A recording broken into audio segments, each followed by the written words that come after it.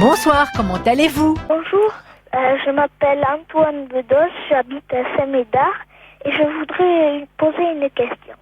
Pourquoi d'un côté on nous dit que dans quelques années la terre manquera d'eau et d'un autre côté on nous dit que plus ça va aller, plus il pleuvra et il y aura des inondations? Voilà, au revoir. Antoine vous demande, Jérôme Gaillardet, à vous qui êtes agrégé de sciences naturelles et professeur, pourquoi d'un côté on nous dit que dans quelques années la terre manquera d'eau et que d'un autre, plus ça va aller, plus il pleuvra et plus il y aura d'eau? Alors Antoine, je vais te donner un scoop. La Terre ne manquera jamais d'eau. Ben, c'est un bon scoop, ça. Voilà, le volume d'eau sur la planète ne bouge pas, n'a jamais bougé et n'est pas prêt de bouger, en tout cas, tant qu'il y aura des hommes sur la planète. Par contre, la question d'Antoine elle est très bonne, puisque avec le changement climatique, on nous annonce des sécheresses qui seront plus sévères dans certaines régions du monde. À d'autres endroits du monde, ce qu'on oublie de nous dire, c'est que les précipitations doivent forcément augmenter, puisque la quantité d'eau sur la planète va rester la même. On ne va pas en perdre par magie dans l'espace. Et en fait, il faut être très honnête, c'est pas des choses qu'on connaît très bien.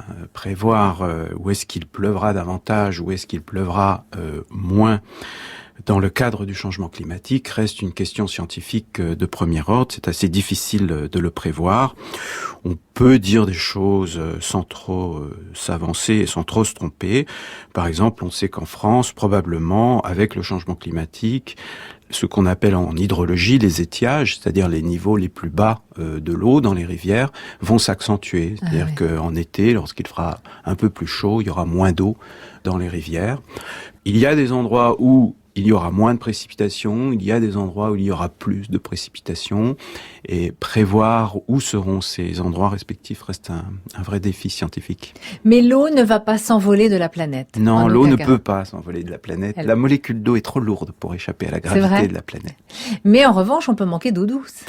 Alors voilà, la question est très importante. De l'eau, il y en aura toujours. C'est le fameux cycle de l'eau, ce cycle perpétuel qui fait que l'eau est toujours naturellement recyclée.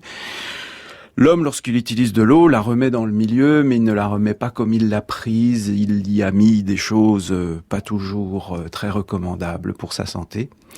Il y a mis des nitrates, il y a mis des pesticides, il y a mis des perturbateurs endocriniens et d'autres molécules tout aussi peu sympathiques. Et donc c'est là vraiment où l'humanité va devoir faire attention, essayer de remettre dans le circuit naturel une eau qui est une eau de qualité. Le problème de l'eau n'est pas un problème de quantité mais de qualité. Absolument.